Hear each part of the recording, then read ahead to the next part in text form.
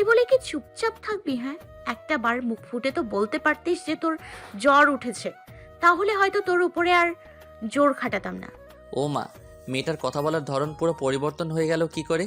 যেই মেয়ে আমাকে ইচ্ছে মতন মেরেছে সেই মেয়ে এখন নরম ভাষায় কথা বলছে।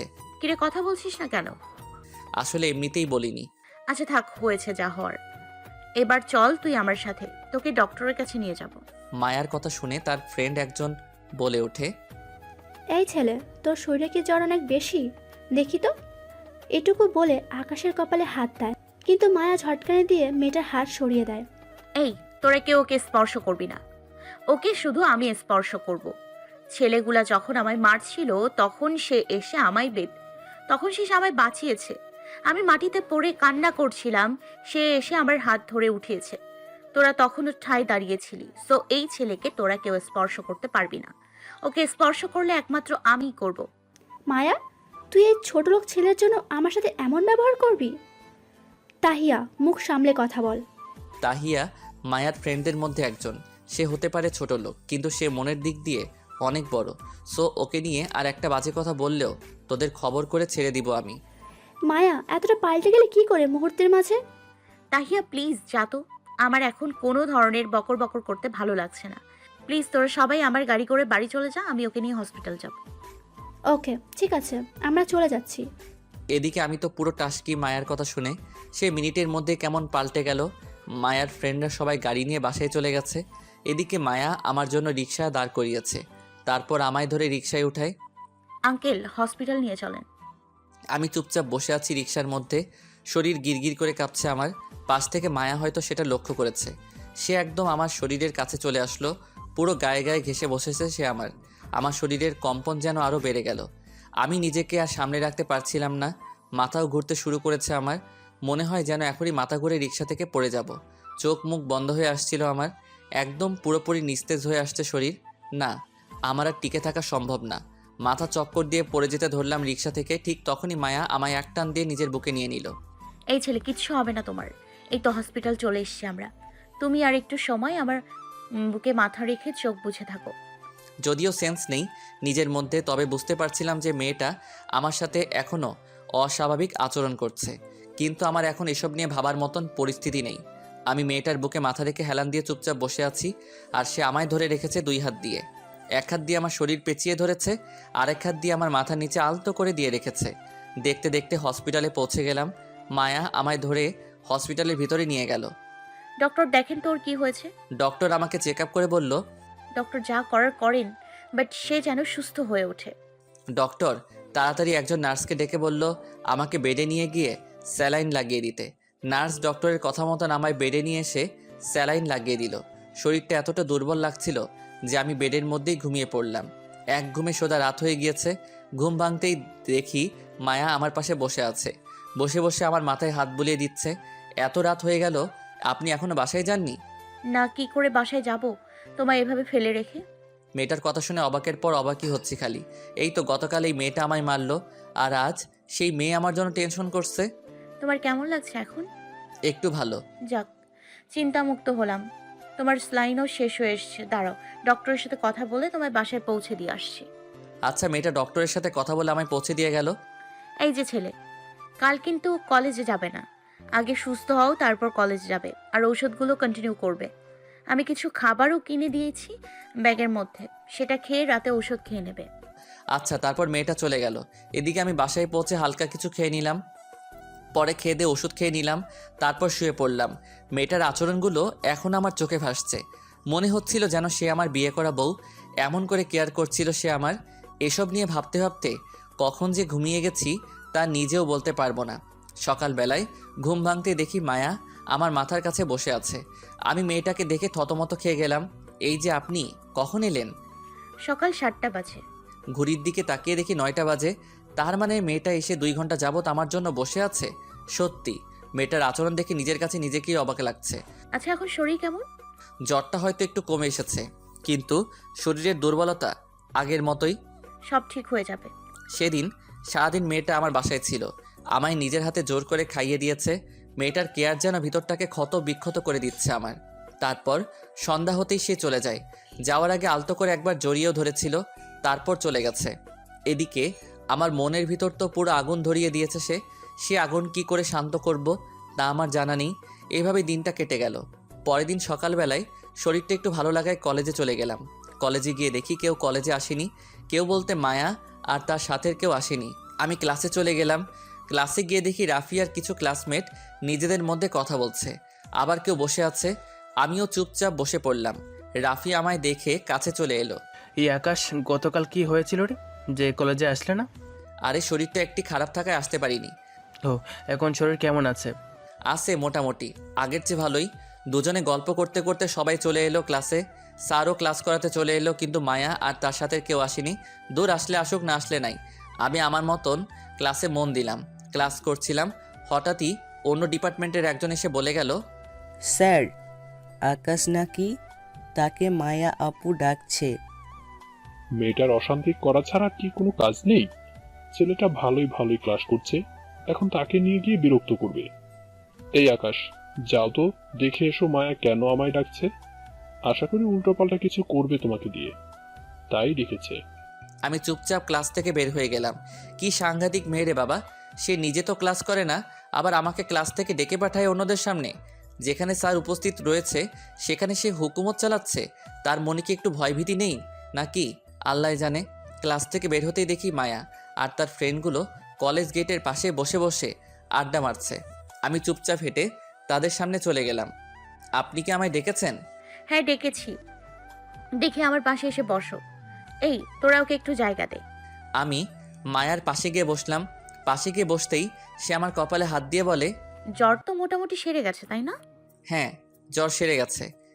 যাক ভালোই হয়েছে। আচ্ছা সকালে কিছু খেয়েছো? খেয়েছি, তবে তেমন কিছু নয়। হালকা নাস্তা করে কলেজে চলে এসেছি। এখন যদি তোকে আমি মার লাগিয়ে দিই, তোকে বলেছি পেট ভরে খাবার খাবি আর ঔষধগুলো কন্টিনিউ করবি, কিন্তু তোর তো দেখি কথা কানেই যায় না। আসলে খেতে ইচ্ছে করছিল না, তাই ভালো করে খাইনি। আকাশের বাচ্চা, মেজাজ খারাপ করবি তো সোজা গাল লাল করে দিব। তোর ইচ্ছার গুষ্টি মারি আমি। চল তুই আমার সাথে এখন। এই তোরা একটু থাক, আমি ওকে ক্যান্টিন থেকে কিছু খাইয়ে নিয়ে আসি। মায়ার কথা শুনে পাশ থেকে একজন বলে উঠল, মায়া, ওকে নিয়ে তুই একটু বেশি আদিক্ষেতা করে ফেলছিস বলে মনে হচ্ছে না? শোন, এইবার বলেছিস তো বলেছিস, কিন্তু দ্বিতীয়বার থেকে ওকে নিয়ে একটা বাজে কথা যদি বলিস তাহলে সেদিনের পর থেকে আমার সাথে তোদের সমস্ত সম্পর্ক শেষ। বাকি সবাইকে নিয়ে বল, বাট ওকে নিয়ে একটা ওয়ার্ডও নয়। আমি তো মায়ার কথা শুনে পুরো সে রেগে মেগে আমার হাত ধরে টানতে টানতে ক্যান্টিনে নিয়ে গেল। তারপর নাস্তা অর্ডার করে নিজের হাতে খাইয়ে দিল আমায়। আমার ভিতরে যে কী রকমের ঘূর্ণিঝড় বইছে মায়ার কর্মকাণ্ড দেখে তা বলার মতো নয়। তারপর সে আমায় খাইয়ে দিয়ে নিজেই বিল পে করলো। পরে আবার তার সাথে করে নিয়ে এলো, সেম জায়গায় এসে বসেছে আবার। আচ্ছা, আমার কি আর কোনো কাজ আছে এখন? না হয় ক্লাসে যেতাম। না, এখন ক্লাসে যেতে হবে না তোর। এই ঘন্টা শেষ হোক, তারপর ক্লাসে চলে যাস। এখন আমার পাশে বসে থাক। কি আর করা, মায়ের পাশে চুপচাপ বসে আছি। সে তার বন্ধুদের সাথে আড্ডা দিচ্ছে। একটু পর ঘড়ি দেখে সে আমায় নিজেই বলল, এই যে ঘন্টা শেষ হয়েছে, যা এবার সোজা ক্লাসে চলে যা, গিয়ে ক্লাস কর। আচ্ছা। তারপর সেখান থেকে উঠে ক্লাসের দিকে হাঁটা দিলাম, কিন্তু হঠাৎই মাঝপথে আমার পুরনো ফ্রেন্ড নাদিয়ার সাথে দেখা হলো। এই আকাশ, তুই এখানে? আমারও তো সেম প্রশ্ন, তুই এখানে? আরে আমি তো এই কলেজেই পড়ি, কিন্তু তুই এখানে কি করছিস? আরে আমিও তো কিছুদিন আগে এই কলেজে অ্যাডমিশন নিয়েছি। কি সত্যি? হ্যাঁ রে। যাক ভালোই হয়েছে, এখন থেকে তোর সাথে আড্ডা দেওয়া যাবে। বহুদিন পর পুরনো কোনো ফ্রেন্ডের সাথে একত্র হলাম, কিন্তু আফসোস তুই হয়তো অন্য ডিপার্টমেন্টে। হ্যাঁ, আচ্ছা শোন একটা কথা, আমার বিষয়ে কাউকে কিছুই বলিস না, কেমন? কিন্তু কেন? প্লিজ বলিস না, কারণটা পরে না হয় পরে একদিন জানতে পারবি। আচ্ছা ঠিক আছে, বলবো না। এবার আমি ক্লাসে যাই, পরে কথা হবে। আচ্ছা যা, তোদের তো আবার এখন ক্লাস চলছে। হ্যাঁ। তারপর নাদিয়ার সাথে কথা বলে ক্লাসে চলে এলাম। ক্লাসে এসে সোজা নিজের জায়গায় বসে গেলাম। রাফি আমার পাশের সিটেই বসেছে। সে আমায় ছোট্ট করে ডাক দিয়ে বলল, কিরে, কেন ডেকেছে দেমাগি মেয়েটা তোমায়? এমনি খোঁজ খবর নিতে ডেকেছে। মানে কি বললে বুঝলাম না। আরে বাদ দাও, ক্লাস শেষে বলবো। তারপর ক্লাসে মন দিলাম। তারপর দেখতে দেখতে ক্লাসের পুরো সময়টা পার হয়ে গেল। ক্লাস ছুটি হয়েছে। আমি ব্যাগ কাঁধে নিয়ে রাফির সাথে বের হয়ে গেলাম। ক্লাসরুম থেকে বের হতেই দেখি মায়া ক্লাসরুম থেকে একটু দূরে দাঁড়িয়ে আছে। সে আমার দিকে ভয়ানক দৃষ্টিতে তাকিয়ে আছে। সে আমাকে দেখতে পেয়ে দৌড়ে এসে আমার কলার ধরে টানতে টানতে খোলা মাঠে নিয়ে গেল। তারপর সবার সামনে ঠাস ঠাস করে 2 গালে কয়েকটা থাপ্পড় বসিয়ে দিল। মেয়েটার কর্মকাণ্ড দেখে পুরো হয়ে দাঁড়িয়ে আছি। থাপ্পড় খেয়ে যেন আমার পুরো দুনিয়াদারি গোল গোল করে ঘুরছে। আমি যেন আর নিজের মধ্যে নেই। আশেপাশে সকলেই আমার দিকে চোখ পাকিয়ে তাকিয়ে আছে। লজ্জায় মাটির দিকে তাকিয়ে আছি। মান সম্মান একদম ধুলোয় মিশিয়ে দিল সে আমার। এই খবিস, সমস্যা কি তোর? হ্যাঁ, আমার তো কোনো সমস্যা নেই। তোকে তখন আমি কি বলেছিলাম যে সোজা ক্লাসে যাবি, কিন্তু কিন্তু ক্লাসে না গিয়ে অন্য মেয়ের সাথে কিসের ইটিস পিটিস করছিলি? হ্যাঁ, কি পাখনা গজিয়ে গেছে তোর? থাপ্পড় মারার কাহিনী তাহলে এত সময় বুঝলাম। আর এই মেয়েটা তো আমার পরিচিত। বলতে গিয়ে থেমে গেলাম। না, ওকে কিছু বলা যাবে না, তাহলে অনেক কিছু সামনে চলে আসবে আর সিন ক্রিয়েটও হতে পারে। কিরে, কথা বলছিস না কেন তুই? ওই মেয়ের সাথে কিসের কি তোর? তোকে সুন্দর করে খাইয়ে দাইয়ে বললাম ক্লাসে চলে যেতে, কিন্তু বান্দরের বাচ্চা তুই ক্লাসে না গিয়ে ইটিস পিটিস করছিস। হ্যাঁ, সরি, আমার ভুল হয়ে গেছে। আর কখনো এমন ভুল হবে না। তোর ভুলের গুষ্টি মারি। দাঁড়া, তোর ব্যবস্থা করছি। চল তুই আমার সাথে। মায়া আমার কলার ধরে আবার টানতে টানতে একটা নির্জন জায়গায় নিয়ে গেল। আমি ছাগলের মতন করে তার সাথে চুপচাপ চলে গেলাম। এবার তোকে কি করব বল? আমার চরম রাগ উঠছে তোর ওপর। তুই কি জানিস না, হ্যাঁ, যে কলেজের সব খবর আমার কানে চলে আসে? সত্যি আমি বুঝতে পারিনি যে আপনি ওর সাথে কথা বলায় রেগে যাবেন। প্লিজ এবারের মতন মাফ করে দিন। এত সহজে তো তোকে মাফ করব না। কিছু একটা শাস্তি তো তোকে পেতেই হবে। যা, ওই জায়গায় গিয়ে কান ধরে এক পা উঠিয়ে দাঁড়িয়ে থাক। একটা জায়গা দেখিয়ে দিয়ে প্লিজ মাফ করে দিন না এবারের মতন। খবিস, কথা না বাড়িয়ে চুপচাপ যেটা বলেছি গিয়ে সেটা কর, না হয় থাপড়ে গালের দাঁত সব কয়টা ফেলে দিব। কি আর করা, মেয়েটার রাগ দেখে কলিজা যেন শুকিয়ে গেছে আমার। চুপচাপ বাধ্য ছেলের মতন গিয়ে মায়ার কথা মতন কাজে লেগে পড়লাম। কান ধরে এক পা উঠিয়ে দাঁড়িয়ে রইলাম। সে রাগে ফসফস করছে, এদিকে আমি পুরো লজ্জায় শেষ। কারণ এমন জায়গায় সে আমায় দাঁড় করিয়েছে যেখান দিয়ে কলেজের সমস্ত ছেলে মেয়ে যাতায়াত করে। কিন্তু লজ্জা পেলেও কিছু করার নাই। প্রায় আধ ঘন্টা খানিক সে আমায় দাঁড় করিয়ে রাখলো। আমার পা ঝিমঝিম করছে, আর দাঁড়িয়ে থাকার শক্তি নেই আমার। তবে যেভাবেই হোক না কেন, সে যতক্ষণ না আমার সাজা মওকুফ করবে ততক্ষণ আমার দাঁড়িয়ে থাকতেই হবে। মায়া এখনও সেই জায়গায় বসে আছে। একটু পর তার কিছু ফ্রেন্ড তার কাছে আসে। কি রে মায়া, কি শুরু করছিস তুই? হ্যাঁ, ওই ছোট লোক ছেলেটা অন্য মেয়ের সাথে কথা বলছে দেখে তোর কেন এত গায়ে জ্বালা করছে বলতো? তাহিয়া, মুখের লাগাম দিবি নাকি থাপ্পড় লাগিয়ে দিব তোকে? তুই কাকে নিয়ে কি বলছিস? হ্যাঁ মায়া, তুই ওই ছ্যাঁচড়া ছেলের জন্য আমায় মারতে চাইছিস? তাহিয়া, সত্যি তুই কিন্তু এবার আমার হাতে থাপ্পড় খাবি। এটা তোর সেকেন্ড ওয়ার্নিং। এরপর থেকে আকাশকে নিয়ে আর একটা বাজে কথাও বলবি না। কান খুলে শুনে রাখ একটা কথা, সে যেমনই হোক না কেন, কিন্তু সে আমার পাগল। আর আমার পাগলকে নিয়ে কেউ কিচ্ছু বললে তাকে আমি ছাড়বো না। আচ্ছা সরি, আর বলবো না, কিন্তু দেখ ছেলেটা মাটিতে পড়ে আছে। এদিকে আমি দাঁড়িয়ে থাকতে থাকতে ব্যালেন্স হারিয়ে মাটিতে পড়ে গেলাম। আর কত সময় একটা মানুষ এক পায়ে ভর করে মাটিতে দাঁড়িয়ে থাকতে পারে? ঠিক তখনই মায়া দৌড়ে আসে। এই পাগল, কি হয়েছে তোর দেখি? কিভাবে পড়লি তুই? সরি, আমার পা খুব ব্যথা করছিল আর সামনে রাখতে পারছিলাম না নিজেকে, তাই ব্যালেন্স হারিয়ে মাটিতে পড়ে গেছি। দেখি উঠে দাঁড়া, আমি তোকে সাহায্য করছি। মায়া আমার নিজের হাত দিয়ে ধরে ওঠালো, কিন্তু দুঃখের বিষয় পা দুইটার 12টা বেজে গেছে। আবারও ধ্রাম করে মাটির উপরে পড়ে গেলাম। আমার এই অবস্থা দেখে মায়াও মাটিতে বসে গেল। ও আল্লাহ, আর পারছি না। এই পাগল, তুই কেন অমনটা করতে গেলি বলতো? তুই অমনটা করে আমার রাগ উঠিয়ে দিলি। পরিশেষে এখন তোরই কষ্ট হচ্ছে। সত্যি আমি ভুল করে ফেলেছি, আর কখনো করব না। আর কখনো করলে কিন্তু একদম জানে মেরে ফেলবো। আসো দেখি, কাছে আসো। মেয়েটার কাণ্ড দেখে পুরো হয়ে আছি। কি করছে কি মেয়েটা? সে আমার সবার সামনে জড়িয়ে ধরে চুমু খাচ্ছে। শোন, তুই আমার পাগল। অন্য কোনো মেয়ের দিকে যেন তোর নজর না যায়। আর শাস্তি দেওয়ার জন্য সরি, খুব কষ্ট হয়েছে তোর, তাই না? এই যে আমি আদর করে দিলাম, দেখবি সব কষ্ট দূর হয়ে যাবে। মেয়েটার কথা শুনে ভিতরে যেন প্রবল গতিতে তুফান বইছে। সত্যি কি সে আমাকে ভালোবাসে? তার কথার ইঙ্গিত তো সেরকমটাই করছে। না, একটু শিওর হওয়া দরকার। আচ্ছা, একটা কথা বলি আপনাকে। হ্যাঁ বল।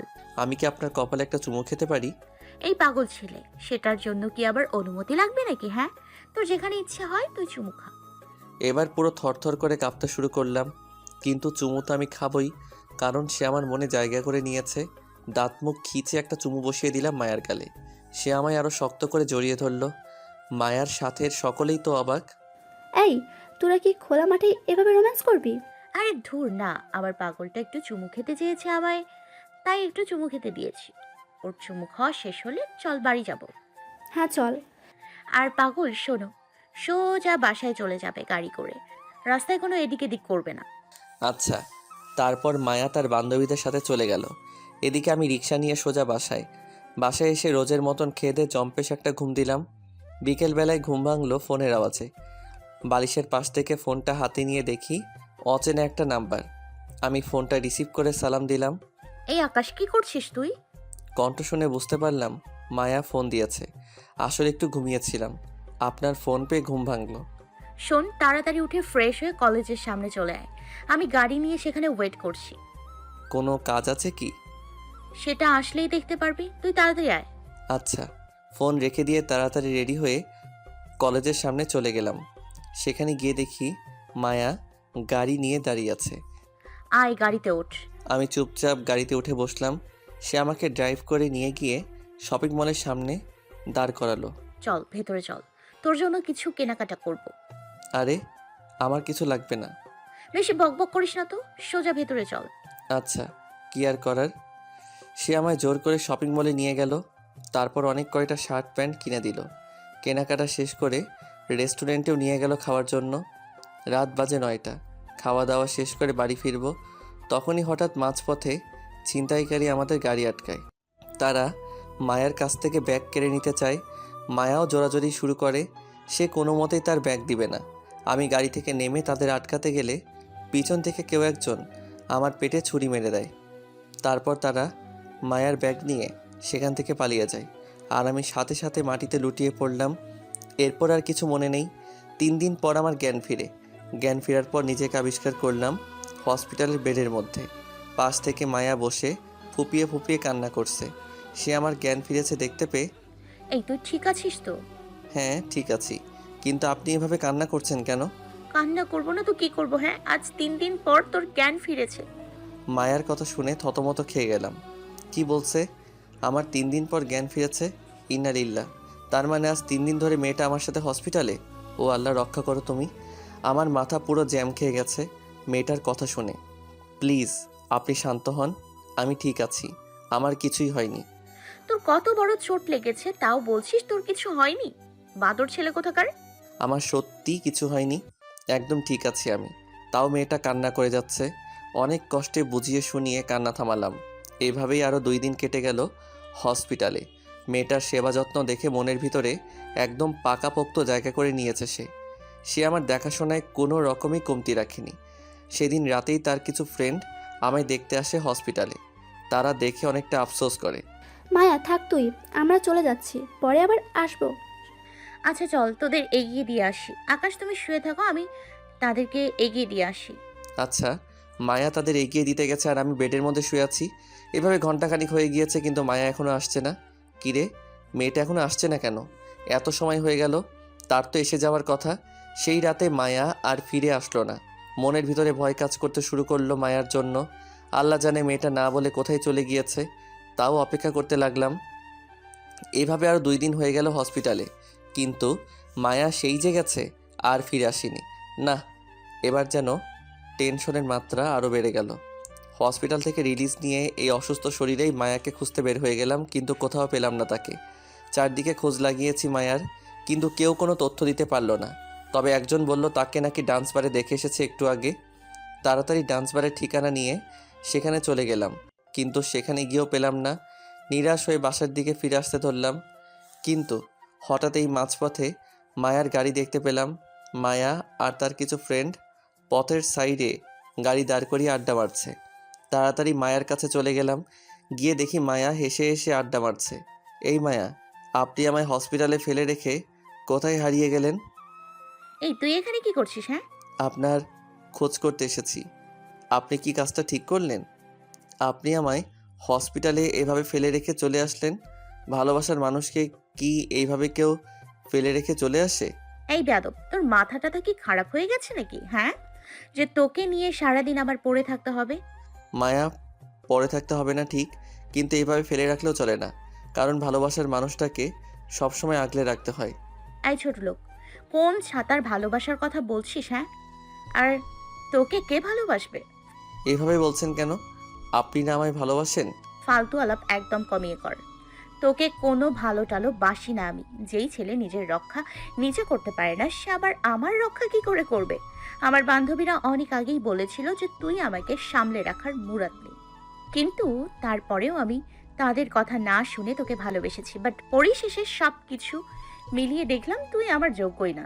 সো যা এখান থেকে, আর আমাদেরকে আমাদের মতন আড্ডা দিতে দে। আপনি এসব কি বলছেন? ধুর, তুই আসলে একটা প্যারা। আমি কি বলেছি সেটা তুই খুব ভালো করেই শুনতে পেয়েছিস, তাও কেন ফালতু মার্কা প্রশ্নগুলো করছিস জানোয়ার? এই তোরা চল তো, এখানে থাকলে ছোট লোকটা মাথা খারাপ করে দেবে। তারপর মায়া আর তার ফ্রেন্ডরা গাড়ি টান দিয়ে চলে যায়। আমি মায়ের কথা শুনে ধ্রাম করে মাটিতে বসে গেলাম। ভালোবাসার মানুষটার কাছে এসব শুনবো তা কখনো আশা করিনি। পুরো দুনিয়াদারি যেন বেসাদ হয়ে গিয়েছে আমার। মাটির উপরে বসে চোখের পানি ছেড়ে অঝরে কান্না করতে শুরু করলাম। চোখ দুটো যেন আজ নহরে পরিণত হয়ে গেছে। কান্না করতে করতে পুরো অজ্ঞানের মতন হয়ে গেলাম। পেটে বিশাল আকারের পেইন করছে, নিজেকে আর স্থির রাখতে পারলাম না। রাস্তার পাশে পাগলের মতন লুটে পড়লাম। মনে হচ্ছে যেন কোনো এক নৈশাক্ত পাগল নেশা করে রাস্তায় পড়ে আছে। ধীরে ধীরে চোখের পাতা দুটো মিলে গেল, আর আমি হারিয়ে গেলাম অজানা কোনো রাজ্যে। যখন চোখ খুললাম তখন নিজেকে আবিষ্কার করলাম বিছানায় শুয়ে আছি। আশেপাশে অনেক মানুষ গমগম করছে। ভাই আপনি ঠিক আছেন তো? আপনার হঠাৎ কি হয়েছিল যে আপনি পথের মাঝখানে পড়েছিলেন? পরে আমরা আপনাকে ধরে মামার দোকানে নিয়ে আসলাম, আপনি এখন তার দোকানেই শুয়ে আছেন। লোকটার কথা শুনে মায়ার কথা মনে পড়ল। মায়া আমায় ছেড়ে চলে গিয়েছিল, পরে আমি রোডের মাঝেই অজ্ঞান হয়ে পড়ি। কি হলো ভাই, কথা বলছেন না যে? আপনি ঠিক আছেন তো? হ্যাঁ ভাই, আমি ঠিক আছি, আর ধন্যবাদ আমাকে সাহায্য করার জন্য। ভাই ধন্যবাদের কিছুই নেই, আমাদের দায়িত্ব ছিল আপনার পাশে দাঁড়ানো, আর আমরা সেটাই করেছি। লোকগুলো সত্যি অনেক ভালো। তাদের সাথে কথাবার্তা বলে সেখান থেকে চলে এলাম। অনেক রাত হয়ে গিয়েছে। এই অসুস্থ শরীর নিয়েই বাসায় ফিরে গেলাম। লোকগুলো আমায় অনেকটা পথ এগিয়ে দিয়ে গেল। আমি বাসায় এসে সেভাবেই শুয়ে পড়লাম। শুয়ে শুয়ে মায়ার কথা ভাবছি। মেয়েটা হুট করে আমার সামনে এমন পোল্টি খেলো কেন? সব কিছু তো ঠিকঠাকই ছিল না? আমার মনে হয় তার বান্ধবীরা কান পরিয়েছে তাকে, তাই সে এমন ধারা আচরণ করছে। না, কালকে যেভাবেই হোক কলেজে গিয়ে মায়ার সাথে কথা বলবো, তারপর সব ঠিক করে নিব আগের মতন। পরের দিন সকালবেলা ঘুম থেকে উঠে ফ্রেশ হয়ে নিলাম, তারপর কলেজে চলে গেলাম। আজ কোনে ব্যাগ ট্যাগ নেইনি, কারণ আজ ক্লাস করব না, মায়ের সাথে বলেই বাড়িতে চলে আসি। কলেজ গিয়ে দেখি মায়া তার বন্ধুদের সাথে আড্ডা দিচ্ছে। আমি তার কাছে এগিয়ে গেলাম। আপনার সাথে আমার একটু কথা ছিল। ছোট লোক, তুই আবার আমার সামনে এসছিস? তোর কপালে শনি ঘুরছে। আপনি এমন করছেন কেন? প্লিজ আমার সাথে ঠিক করে কথা বলেন না। না, তোর মতন ছোট লোকের সাথে কোনো কথাই নেই, আর তাছাড়া তোর কোনো যোগ্যতাই নেই আমার সাথে কথা বলার। সো চললাম আমি এবার, বলে হাঁটা দিল। খপ করে মায়ের হাত ধরে ফেললাম। প্লিজ আপনি এমন করিয়েন না, আমি আপনাকে খুব বেশি ভালোবাসি। আমি আপনাকে ছাড়া থাকতে পারবো না। জানোয়ারের বাচ্চা, তোর কত বড় সাহস যে তুই আমার হাত ধরিস? বলে পা থেকে জুতো খুলে আকাশের গালে মেরে দেয়। কি মনে করেছিস তুই? হ্যাঁ, যে তোর সাথে একটু ভালো করে কথাবার্তা বলেছি দেখে তোকে ভালোবাসি আমি? যদি এমনটা ভাবিস তাহলে ভুল করবি তুই, কারণ তোর যোগ্যতাই নেই আমার সাথে কথা বলার। সেখানে তোর রিলেশন করা অনেক পরের কথা। জানোয়ার, নিজের চেহারা একবার আয়নায় দেখেছিস তুই ভালো করে? দেখতে লাগে পুরো ছোট লোকের মতন। মনে হয় যেন জমিন থেকে হাল চাষ করে উঠে এসছিস, আর তুই চলে এসছিস আমায় ভালোবাসতে। আমার উপকার করায় একটু ভালো ব্যবহার করেছি, সেটাকে তুই ভালোবাসা মনে করে বসেছিস? হ্যাঁ, আমি জানি আপনি আমায় ভালোবাসেন, কোনো কারণে হয়তো আপনি আমার উপরে রাগ করে এমন ব্যবহার করছেন। প্লিজ এমন করিয়েন না। আসলেই তোর লজ্জা শরম নেই? আশেপাশের সবাই তোর দিকে তাকিয়ে আছে, তাও তুই ভালোবাসা ভালোবাসা করে যাচ্ছিস। দাঁড়া, তোর ভেতর থেকে ভালোবাসার ভূত বের করছি, একটু ওয়েট কর। নিলয়দের ফোন লাগাচ্ছি। মায়া পকেট থেকে ফোন বের করে নিলয় না কাকে যেন ফোন দেয়, আর আমি অসহায়ের মতন দাঁড়িয়ে আছি। আই নিলয়, কোথায় রে তোরা? তাড়াতাড়ি একটু আয় তো কলেজ মাঠে। বদমাস একটা, অনেক বেড়েছি, তোকে একটু টাইট দিতে হবে। মায়া ফোন করার মিনিট কয়েকের মধ্যে নিলয় নাকে সে চলে আসে, সাথে আরও অনেক ছেলে পেলে। তারা আমায় কলার ধরে টানতে টানতে সেদিনের রুমটাতে নিয়ে যায়, যেখানে মায়া আর তার ফ্রেন্ডরা মিলে আমায় মেরেছিল। সেখানে নিয়ে ইচ্ছা মতন মারতে শুরু করে সবাই মিলে আমায়। তাদের সাথে মিলে মায়াও আমার গায়ে অনেক কয়টা হিট করে। আমি মরার মতন মাটিতে পড়ে মার খাচ্ছি, কিন্তু তাদের মনে কোনো মায়া দয়া নেই। তারা আমায় পাষাণের মতন মেরেই চলেছে। এক পর্যায়ে গিয়ে মায়া আমার তলপেট বরাবর সজোরে এক লাথি মারে। সাথে সাথে মাগো বলে চিৎকার করে উঠলাম। আমার দুনিয়াদারি যেন অন্ধকার হয়ে আসছে পুরো। মায়া আমার ক্ষত স্ট্যান্ডটাতেই লাথি মেরেছে, তাও তাদের রেশ মিটেনি, এখনও মারছে তারা আমায়। এদিকে আমার তলপেট থেকে ব্লিডিং চালু হয়ে গেছে। অন্যদিকে হঠাৎই মায়ার ফ্রেন্ড তাহিয়া মায়াকে টেনে ধরে। এই মায়া, ওকে আর মারিস না, ছেলেটা পেট থেকে অনেক ব্লিডিং হচ্ছে, প্লিজ ওকে ছেড়ে দে, না হয় মরে যাবে ছেলেটা। না, আজ ওকে জন্মের শিক্ষা দিয়েই ছাড়বো। নিজের লেভেল ছাড়া ভালোবাসতে আসে কেন? কোন যোগ্যতাটা আছে ওর যে সে আমায় এসে ভালোবাসার কথা বলে? আমার পায়ের সামনেও সে আসতে পারবে নাকি?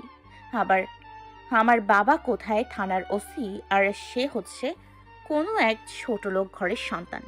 সে আসে আমায় ভালোবাসতে। মায়া প্লিজ ছেড়ে দে। আচ্ছা যা, তোর কথাই ছেড়ে দিলাম। এই নিলয়, তোরা চলে যা।